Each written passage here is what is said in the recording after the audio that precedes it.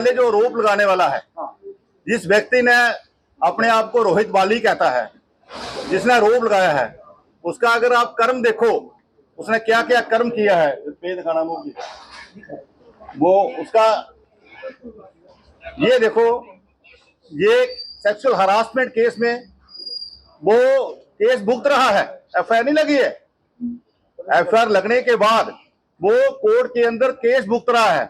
ऐसा व्यक्ति जो अपने आप को ये कहता है कि मैं बड़ा भारी गौरक्षक हूं, तो उसके ऐसे ऐसे व्यक्ति आज शहर के अंदर किसी के ऊपर, जो एक साफ छवि वाला, जिस बंदे ने, जिस व्यक्ति ने 4 साल इस शहर की सेवा की as a mayor, first citizen आपका जो शहर का होता है वो बनकर, और अपना पूरा जीवन जो है वो समाज के समर्पित किया हुआ है, चाहे वो राष्ट्रीय स्वयंसेवक संघ से लेके आज तक भारतीय जनता पार्टी तक, विश्व हिंदू परिषद हो, अलग अलग संगठन हो, कोई भी कहीं भी कोई कार्य हो, ऐसे व्यक्ति ये आरोप लगाने वाले के पहले तो मैं यही आपको दिखाना चाहता हूं। और उसके अलग अलग जो केसेस उसके ऊपर चल रहे हैं, आप देखते जाओ, अलग अलग केसेस उसके ऊपर, अपने घर से लेके, अपनी माता से लेके गाय की माता तक। अपनी माता ने भी उसको घर से निकाला हुआ है, उसको फारगति दी हुई है, और उसके बाद जो अपने आप को बड़ा कहता है कि हम लोग जो है हमारे ऊपर ब्लेम लगाता है धर्मी, वो खुद कितना धर्मी है। गाय को अभी वीडियो दिखाएंगे आपको, किस ढंग से इसी गौशाला में गाय को किस ढंग से पीटता है वो धर्म के नाम पे।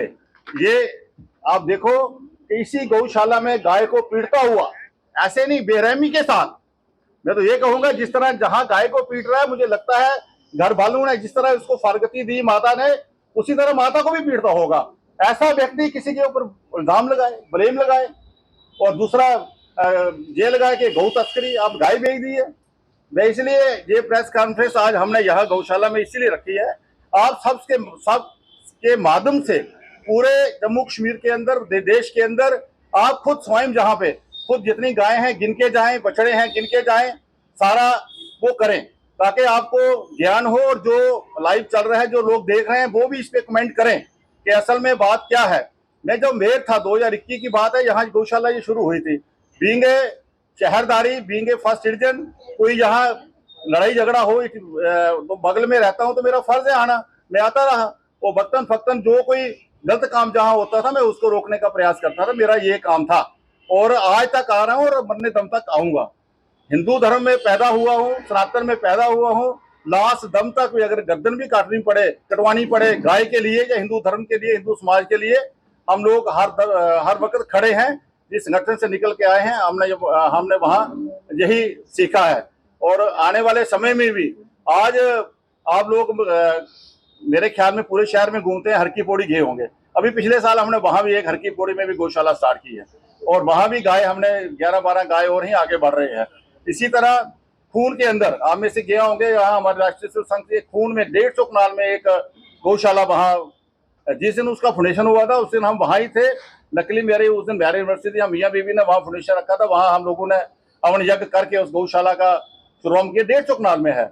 और मेरा बड़ा सौभाग्य है कि मैं जब अपने मन में सोचता था कभी प्रभु या ईश्वर या भगवान कृष्ण मुझे ताकत देंगे, मैं गौशाला बनवाऊंगा, लेकिन मुझे वो मौका मिला जब मैं इस शहर का मेयर था।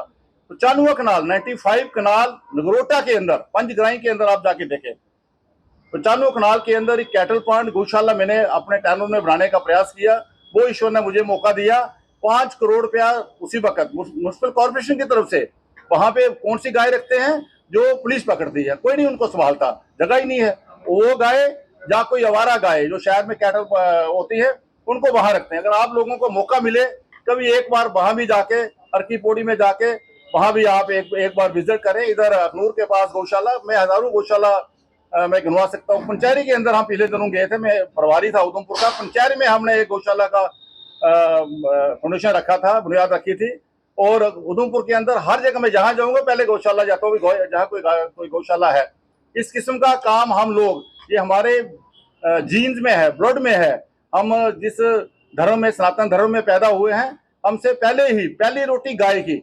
मैं जब मेयर था, अपनी वार्ड में एक मैंने ऑटो लोड कैरियर स्टार्ट करवाया था, ई रिक्शा, जिसमें ये लिखा होता था पहली रोटी गाय की। घर घर वो जाता था, कारणवश को पीछे कोई एक्सीडेंट हो गया तो उसके कारण अभी वो दोबारा रिवाइव करेंगे, और पूरा प्रयास करते हैं। हर व्यक्ति को जिसके घर बैठते हैं उसको पहले यही बोलते हैं कि आप घर के कितने जीव हो, अगर 5 है तो 5 रोटी। अगर मेरे घर के 5 जीव है, हम सुबह 5 रोटी पहले गाय की निकाल के उनके ऊपर जो भी गुड़ लगा के हम पूरा प्रयास करते हैं कि वो गाय के तक पहुंचे। ऐसी हमारी धारणा है और हर कोई यही बात बोलते हैं। अगला हमने ये प्रोग्राम बनाया है कि हर मंदिर के साथ एक गाय हो। छोटा मंदिर है एक गाय हो, बड़ा मंदिर है जहाँ जगह ज्यादा है तो ज्यादा गाय हो। गुड़ा के अंदर में 5 पर गया हूँ, वहां प्रयास कर रहा हूँ कि वहां एक गौशाला स्टार्ट की जाए। वहां उनके पास जगह है, जमीन है, और ये है कि जो दूध हो पहले ठाकुर जी को, पहले भगवान कृष्ण को या वहां भोग लगे, उसी दूध का जो गाय वहां रखी जाए। इस किस्म का प्रयास हम लोग कर रहे हैं। बाकी यहाँ रोप लगाने का कोई वो नहीं है, रोप लगाने का जहाँ हक है सबको है। और अभी ये FIR लगी है इन्वेस्टिगेशन करने के लिए, कोई वो नहीं हुआ कोई, तो अभी वो पुलिस को है वो जो इन्वेस्टिगेशन करेंगे। पहले भी यहाँ 3 साल से इन्वेस्टिगेशन हो रही है हर बार। और ये कमेटी जो है, आपके जानकारी में बता दूं, DC साहब ने एक कमेटी बनाई थी और उस कमेटी में मेन तहसीलदार साहब उसके चेयरमैन है, उसके साथ म्युनिसिपल कॉर्पोरेशन का जो MPO है डॉक्टर हमारा वेटनरी डॉक्टर वो है, SHO साहब बख्शीनगर के वो उसके मेंबर हैं, चीफ हस्बेंड्री का एक व्यक्ति वो मेंबर है।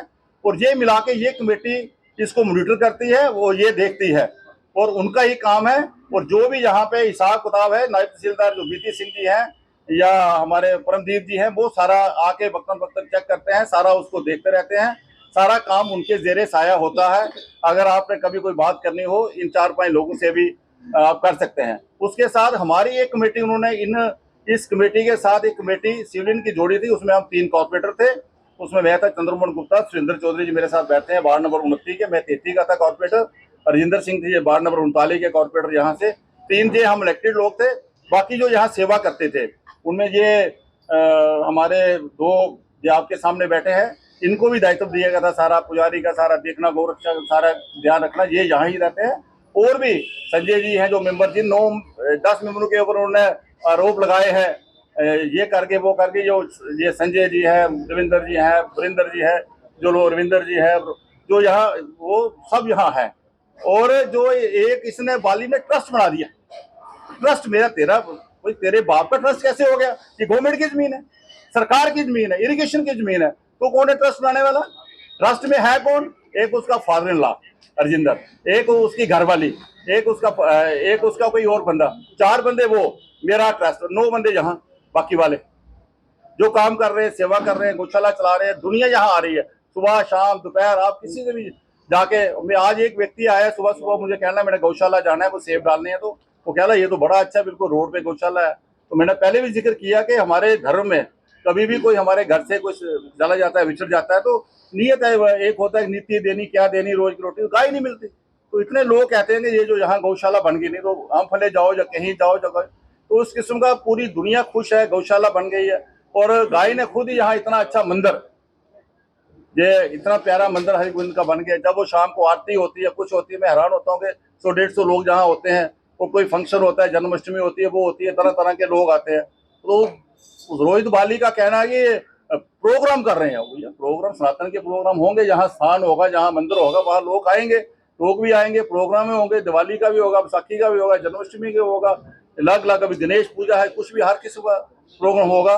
इसलिए मैं आपके सामने ये थोड़ा बहुत व्याख्या, बाकी आप सब मुझे जानते हैं, जो मैंने काम किया है, जो मैं काम कर रहा हूँ, जो आगे भी काम करूंगा सनातन के लिए ही। और आरोप प्रतिरोप तो लगते रहते हैं।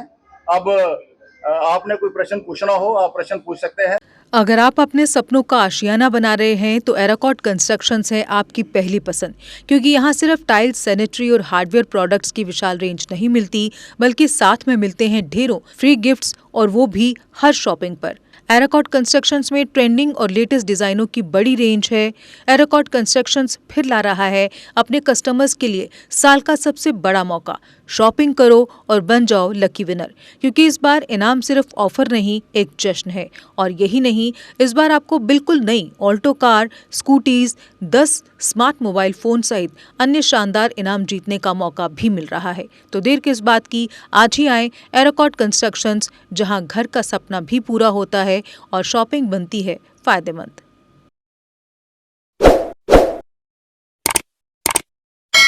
जम्मू कश्मीर की खबरों के लिए जुड़े रहिए JK अपडेट के साथ।